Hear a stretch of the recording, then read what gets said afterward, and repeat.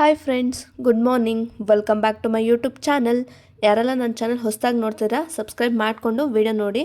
ಬನ್ನಿ, ಇವತ್ತು ನಮ್ಮನೇಲಿ ಬ್ರೇಕ್ಫಾಸ್ಟ್ ಏನು ಅಂತ ನಾನು ನಿಮ್ಮ ಜೊತೆ ಶೇರ್ ಮಾಡ್ತಾ ಹೋಗ್ತೀನಿ. ಮಸೂರ್ ದಾಲ್ ದೋಸೆ ಮಾಡ್ತಿದ್ದೀವಿ. ಮೊದಲದಾಗಿ ಒಂದು ಗ್ಲಾಸ್ ನಾವು ಮೈಸೂರು ಬೇಳೆ ಹಾಕೊಳ್ಳೋಣ. ಅದಾದಮೇಲೆ ಫ್ರೆಂಡ್ಸ್ 2 ಟೇಬಲ್ ಸ್ಪೂನ್ ನಾವು ಇಲ್ಲಿ ಅಕ್ಕಿ ಹಾಕ್ಕೊಳ್ತಾ ಇದ್ದೀವಿ.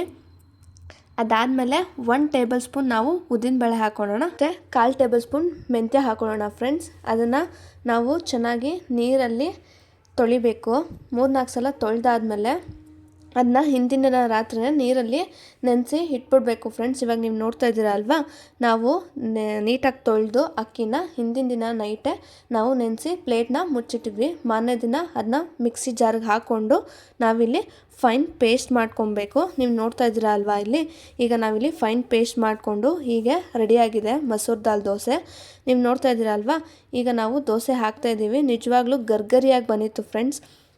ನೀವು ನೋಡ್ತಾ ಇರ್ಬೋದು, ಅಂತೂ ಇಂತೂ ದೋಸೆ ಮಶ್ರೂಮ್ ಗ್ರೇವಿ ರೆಡಿ ಆಯಿತು. ಓಕೆ ಫ್ರೆಂಡ್ಸ್, ಇಲ್ಲಿಗೆ ವ್ಲಾಗ್ ಎಂಡ್ ಮಾಡ್ತೀನಿ. Thank you for watching. Like ಮಾಡಿ.